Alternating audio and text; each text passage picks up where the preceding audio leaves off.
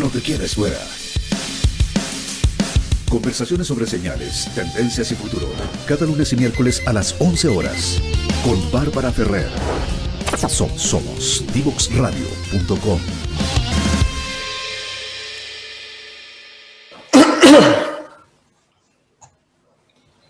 Estamos de vuelta en Frecuencia Memética junto a nuestro invitado de hoy, Juan Felipe Espinosa.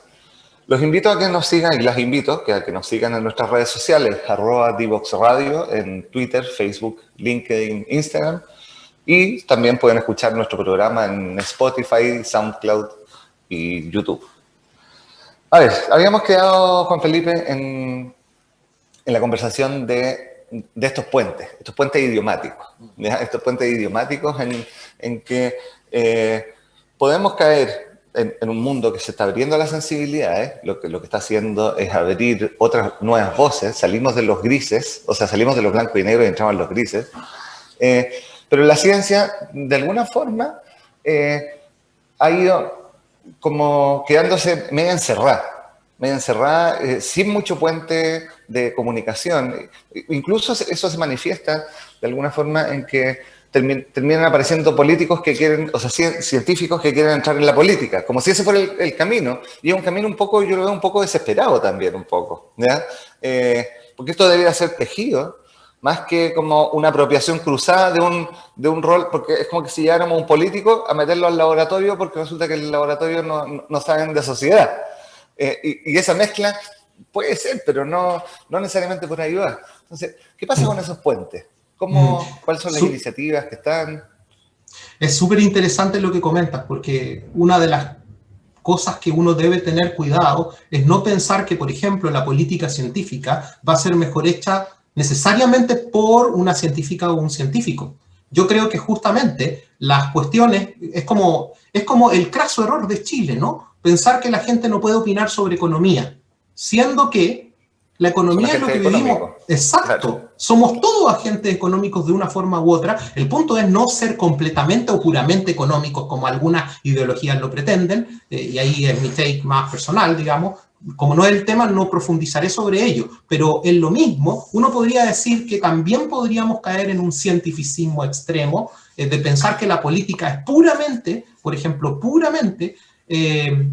datos o evidencia. Yo creo que ahí efectivamente faltan estos puentes que tú comentas, y me estoy saliendo un poco del proyecto que yo estoy haciendo, pero lo voy a poner con un ejemplo del proyecto que nosotros estamos llevando. Hemos hecho un documento que se llama Participación Fuerte, que está en la página de BNI. La gente que lo quiera buscar, es un white paper, o dicho en castellano, un paper, pero no de académico, sino de cómo hay que hacer para que la participación en los centros de creación de alta ciencia en Chile, y cómo lograr que esta cultura científica sea un poco más compleja que solamente la cultura del paper productivista, que es muy importante, pero no suficiente, como decíamos antes. Entonces, en esas conversaciones han salido este tipo de tópicos. La gente y los científicos y científicas, yo decía, quieren participar en política, pero la pregunta es cómo se participa y cómo se hace ese tejido. Yo diría que desde la experiencia que nosotros tenemos, no hay todavía un resultado de cómo solucionar aquello, pero sí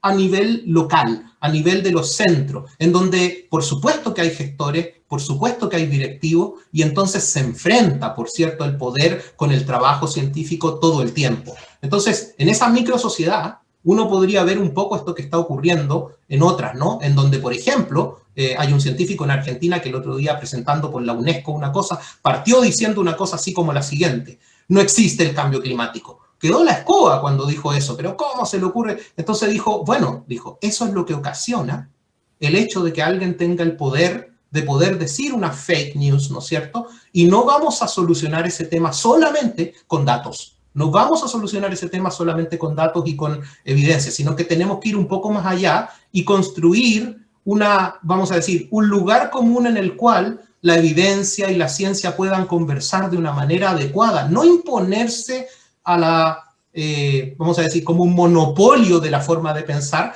pero lograr convencer retóricamente, que es muy necesario. A veces a la gente se le olvida que la retórica es necesaria, pero es muy necesaria convencer. Y por ello, yo te voy a dar, sí, sin embargo, dos buenas noticias. Los científicos ya no solo quieren hacer ciencia como la entendemos nosotros los que veníamos desde afuera de la ciencia básica, pero que hacíamos ciencias sociales, sino que quieren hacer, además, comunicación, que es bidireccional. O sea, quieren ir a convencer a la gente de que la ciencia sirve y sirve para un montón de cosas, y los científicos quieren crear una cultura científica en la cual participen junto con las empresas. Por ejemplo, hay una acción que ya gente está realizando junto a la SOFOFA, en donde se pueda ver que los científicos participen un poco más allá en la, vamos a decir, trabajo de desarrollo de tecnologías, de miradas científicas para el desarrollo de tecnologías que tengan aplicabilidad. Entonces, este método científico lo tenemos que poner a disposición de los diferentes problemas que hay en el mundo, pero no es el único método para solucionar los problemas del mundo. Ahí el criterio debe ser el de la humildad, sin duda.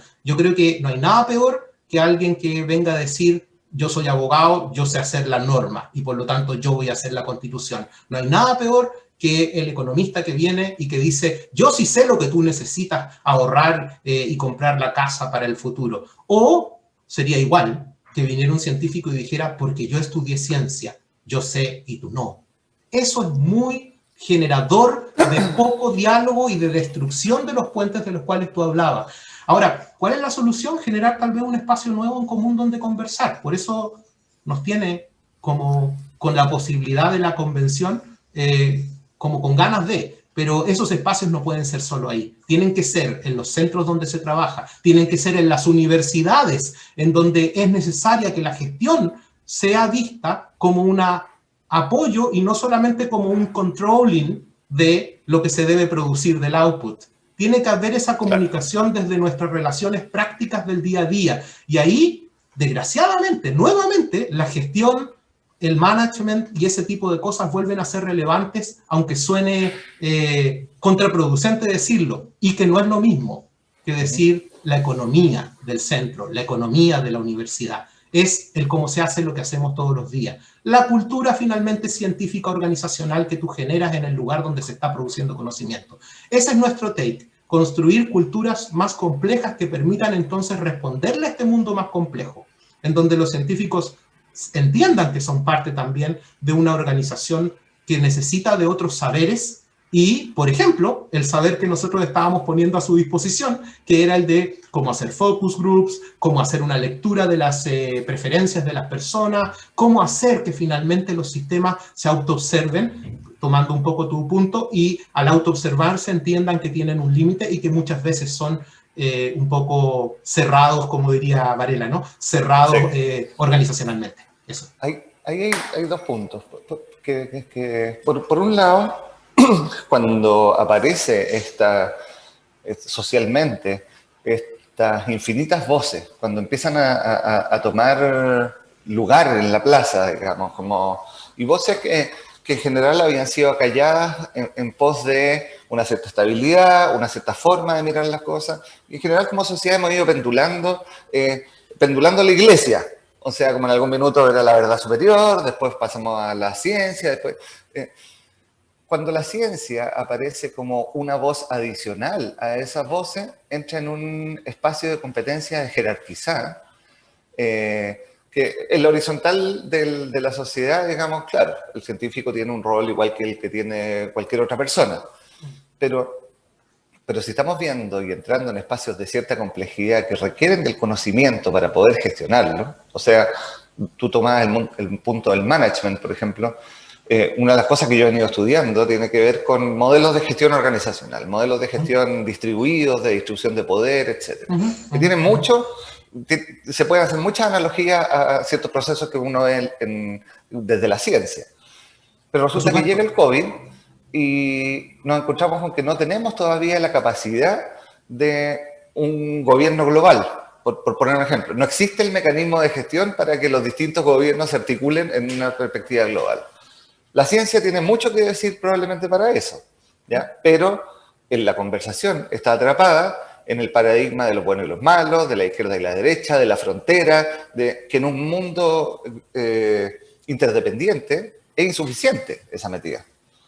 Entonces, me ha pasado en organizaciones que aparece en la conversación incluso desde el dato, o sea, estaba en un minuto con un subsecretario, decía, yo no sé por qué nos reconocen, siendo que hemos hecho de todo. Y le decía, a ver, muéstrame tu discurso. Y el discurso era, hemos aumentado la cobertura en un X% y esto ha disminuido los tiempos de atención en un tanto por ciento. Y decía, las personas que están escuchando esto no les cae adentro. Hay un aspecto relacional, vincular, que el dato no les dice nada, y el dato puede ser un X o un Y% y va a quedar igual. Lo que importa y lo que quiere escuchar es que la van a cuidar, que sus preocupaciones están siendo abordadas, que no tiene que tener miedo, digamos, de lo que viene, y que ahí hay una metida que tiene que ver con las ciencias sociales también. Y lo conversamos un poco en el café. De alguna forma, sobre todo en Chile, ¿ya? La economía se ha comido las otras ciencias sociales. Lo que no da espacio a la transdisciplina. Y empezamos a mirar economicistamente, igual como podríamos mirar cientificistamente o religiosamente, ¿ya? Cosas que lo que hacen es separar pedazos del mundo en parte, que es lo que hace un poco el pensamiento científico para poder comprenderlo, Claro. Para después generar especializaciones lineales. Pero resulta que lo que yo te decía, llego a empresas donde los gerentes no tienen la percepción, la distinción de la armonía, que no se aprende en la economía. Pero resulta que yo llego a un espacio y la siento, ¿ya? Y no tengo conocimiento duro que me diga, esta relación es desarmónica, la percibo, la siento en el cuerpo, esa incomodidad. Sí. Y eso se aprende con las artes. Sí. De forma integrada a la ciencia, pero no yendo a la clase de arte o yendo a la clase de gimnasia, ¿ya? Que es como hemos venido haciendo esto. Entonces, ¿cuáles pistas ves tú ahí? Sí, bueno, mira, voy a hablar del trabajo porque uno lo que tiene que hacer es maravillarse con la gente que trabaja con uno.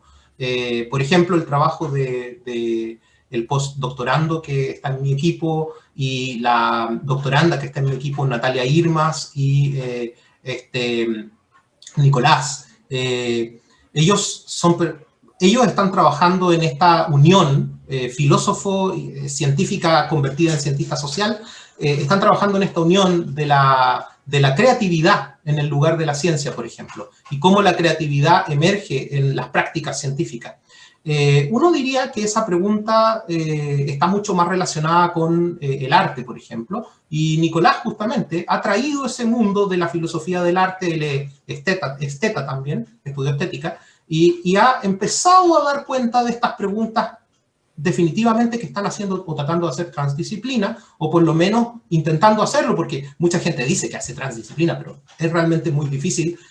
A mí me tocó una vez en un proyecto sobre herencia en Inglaterra, trabajar con gente de diversas áreas, ciencias sociales, psicología más científica y luego los genetistas, ¿no? Y era tremendamente difícil porque hay que romper unas paredes que son muy grandes, ¿no? Sobre todo entre epistemologías tan distintas, ¿no?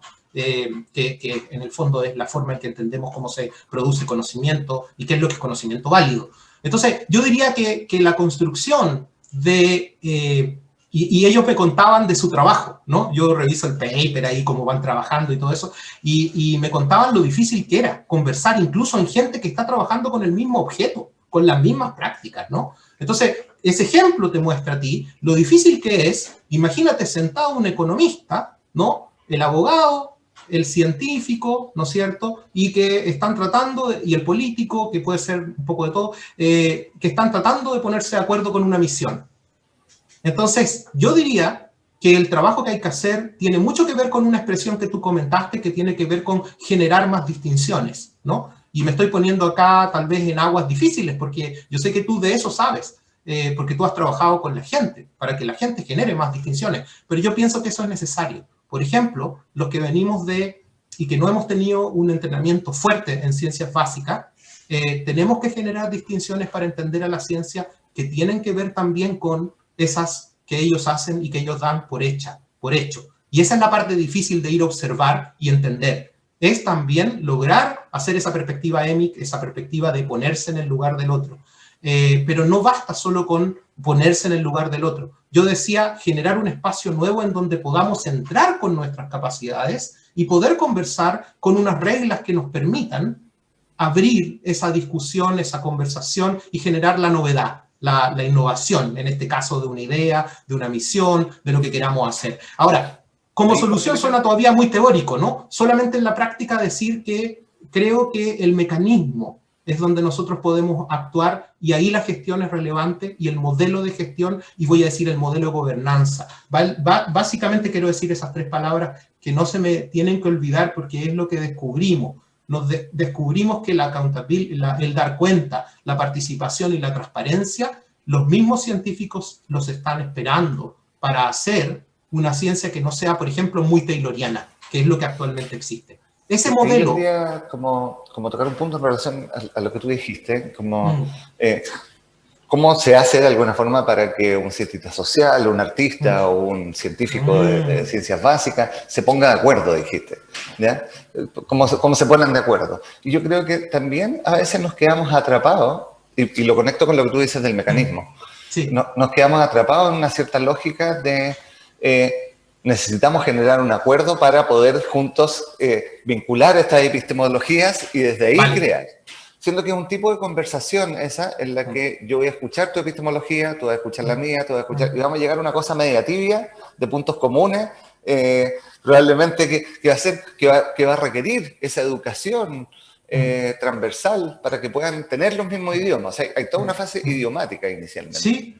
Pero cuando tú dices el mecanismo, si lo miras desde una perspectiva integral y nos enfocamos en el mecanismo, que sería como aquello visible y colectivo, ¿ya? Lo que estoy dando es una instrucción en activa para acceder a una cierta comprobación epistemológica que surge de esa construcción en activa. O sea, ese mecanismo de gobernanza, y tú mencionas la gobernanza, es otra forma de conversar, que está por el lado del ponerse de acuerdo, ¿ya? Que está por el lado del ponerse de acuerdo en cuanto a que entremos a jugar este juego, que en la medida que lo jugamos, vamos a generar esa transformación que estamos buscando, que desde nuestras bases epistemológicas, muy probable que no la podamos lograr, ¿ya? Porque resulta que yo, para poder comprender el arte, tengo que experimentarlo, aprenderlo, ver de dónde viene, pero yo sí lo siento. Sí lo percibo, ¿ya? Y no necesito ese conocimiento, porque si no caemos en que la gente que compra pan y ve que le sube y le baja el pan tiene que saber de economía para tomar la decisión. Correcto. Entonces, entremos a jugar de otra forma, como con las epistemologías en el back, pero ¿cómo tenemos que conversar? ¿Cómo se abren las ideas? ¿Cómo se le da espacio sin que caiga una epistemología encima y diga, no, esto no se puede porque lo hicimos acá y no nos funcionó? Entonces, esa humildad ontológica de entrar a, ¿saben qué? Vamos a entrar a crear algo que no sabemos si existe, no sabemos cómo se hace, es un moonshot, o sea, es como social. Sí. Mira, es súper interesante. Yo solamente podría traer una referencia de un profesor muy querido que conocí menos, porque no era de mi universidad donde hice el doctorado, pero que es muy importante para los estudios que yo hago, que se llama de Ciencia, Tecnología y Sociedad, que se llama John Law. Tiene el nombre de un famoso estudioso antiguo, pero él es sociólogo, está ya bastante grande, y él decía tener métodos que sean humildes, metodologías humildes. Yo creo que eso es muy importante para nosotros también, los que venimos de las ciencias sociales, del management o del estudio organizacional, que es una ciencia social al final, por supuesto que sí, sin duda.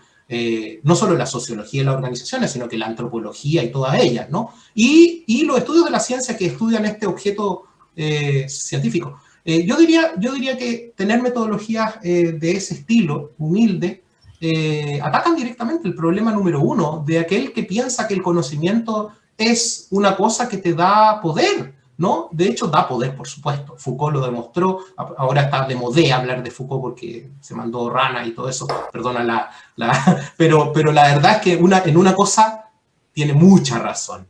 Y que es que en la historia, si uno estudia el conocimiento, hay una interrelación enorme entre el conocimiento y el poder. Por lo tanto, es súper importante que el mecanismo que uno haga le permita al otro participar, a la otredad que es dejada de lado, ¿no? Y por eso es que tal vez vemos los que pensamos que los procesos que están pasando en Chile tienen incertidumbre, por supuesto, pero se entiende también que en este proceso hay esa mirada de que el otro pueda participar, es algo tan relevante. No suficiente, por supuesto. Hay que seguir mejorando la participación, como dice el colega que inventó el término participación fuerte. Tiene también que ser una participación en la cual nosotros como personas nos sintamos involucrados, que nuestro self esté ahí, ¿no? No solamente nuestra participación como la democracia weak, esa débil, que es como voto. No, tiene que haber un voto enactado con la persona, incorporado, diríamos, con Merleau-Ponty, ¿no es cierto?